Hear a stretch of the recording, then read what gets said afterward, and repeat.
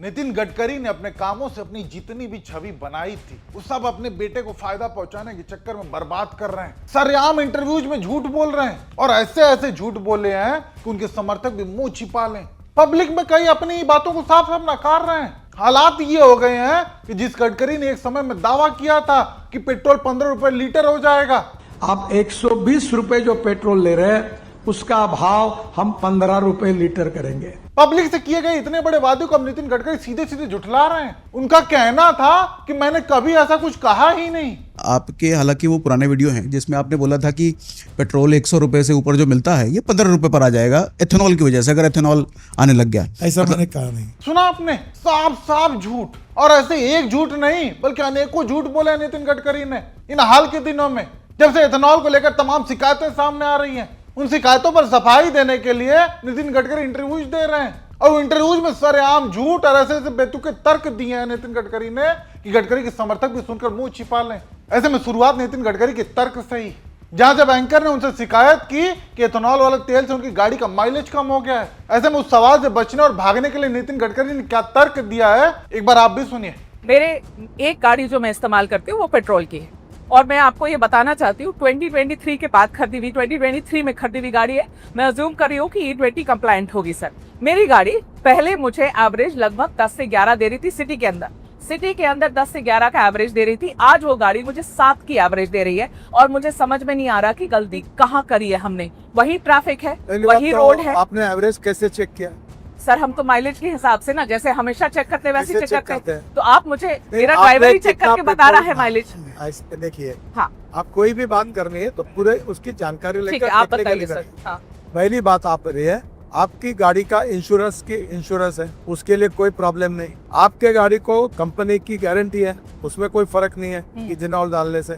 आपकी गाड़ी आप सर्विस स्टेशन में अथोराइज कंपनी के डीलर के पास भेजिए और वहाँ मशीन होता है। ठीक है। एवरेज अपने आप और मैं अपने गाड़ी में नहीं चेक कर। ठीक है। उसको एक मशीन होता है, वो मशीन किसी के घर में नहीं होता है। ठीक है। वो वहाँ होता है, वो चेक करिए। पर आप नहीं मानेंगे कि ब्लेंडेड पेट्रोल की वजह से मेरी माइलेज कम हुई, ये आप नहीं मानेंगे। तब मानेंगे हाँ। जब आपके पास जाकर वो एवरेज मशीन में रिकॉर्ड आएगा, तब सच तब मानेंगे। सुना आपने, अपनी गाड़ी का एवरेज हम और आप नहीं चेक कर सकते, उसके लिए सर्विस सेंटर पर एक मशीन होती है। यानी गडकरी ने पूरा पैमाना ही बदल दिया।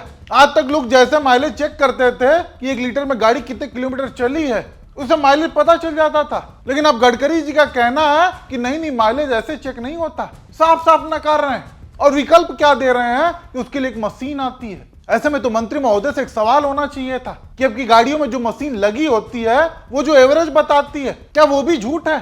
खैर, अब सबसे जरूरी सवाल पर आते हैं कि नितिन गडकरी ने जो दावा किया था कि पेट्रोल के दाम कम हो जाएंगे, वो एथेनॉल मिलाने के बाद भी कम क्यों नहीं हुए?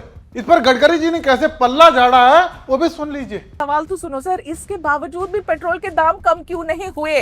सवाल ये है। ये सब सवाल आप पेट्रोलियम मिनिस्टर को अच्छा, पूछो। ये बढ़िया है। अभी आप देखो, आप क्या करती है? हाँ। आप तबला रग्गा बजाती है। अरे क्या तबला बजाती हूँ आप मैं? अभी मुझे पूछ रहे हैं कि तुम पेट्रोलियम मंत्री हो, ये भी तुम बोलोगे और फिर मुझे सवाल पूछते हो, जवाब तो सर आप इथेनॉल करते हो ना?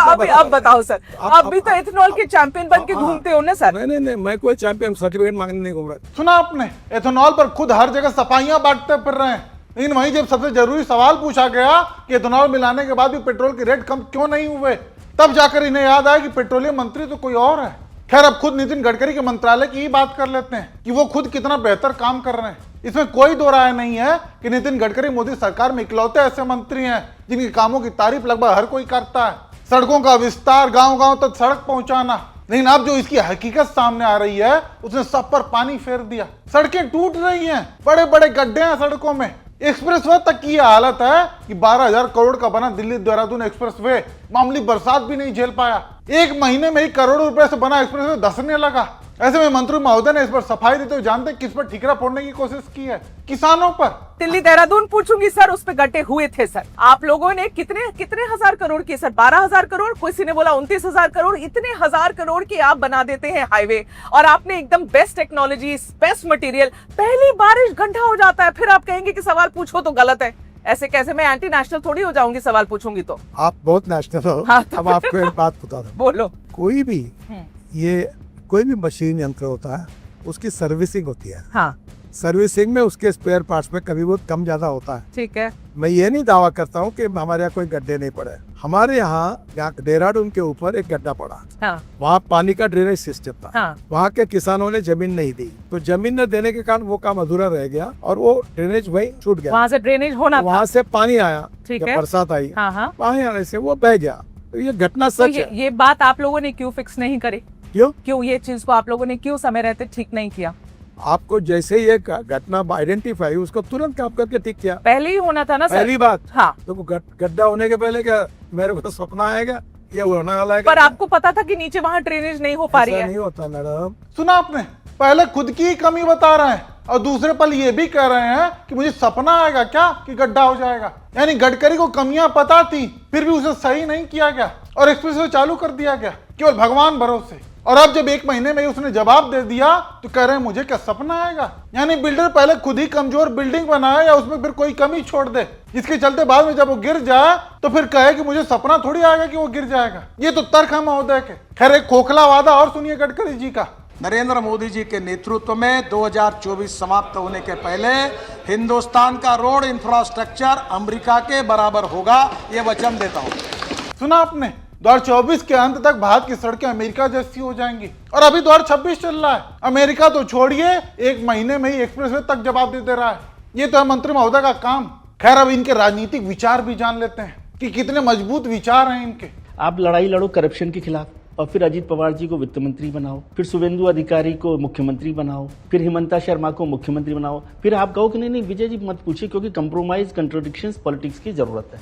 और फिर ज्ञान में अभी पार्टी के जो अध्यक्ष है, नेता है, वो सब मिलकर पार्टी के हित में जो उचित है वो निर्णय करते हैं। सुना आपने, जो उचित होता है वही निर्णय करते हैं। यानी एक समय में जिनको खुद ही भ्रष्टाचारी बोलो उसी को बाद में अपनी पार्टी में शामिल करके मुख्यमंत्री बना दो, ये उचित निर्णय है, वो भी बीजेपी अध्यक्ष का। यानी गडकरी जी का खुद का कोई स्टैंड ही नहीं है कि गलत को खुलकर गलत बोल सकें, जबकि एक समय में इसी के लिए वो जाने जाते थे, लेकिन अब हर एक मौके पर फेल साबित हो रहे हैं। वो चाहे इनका खुद का मंत्रालय हो सड़क का या फिर एथेनॉल का या फिर एक स्वतंत्र विचारों का, सब में आज नितिन गडकरी फेल साबित हो रहे हैं। ऐसे में आप दर्शकों का इस पर क्या मानना है, आप भी अपनी राय कमेंट करके जरूर बताइएगा।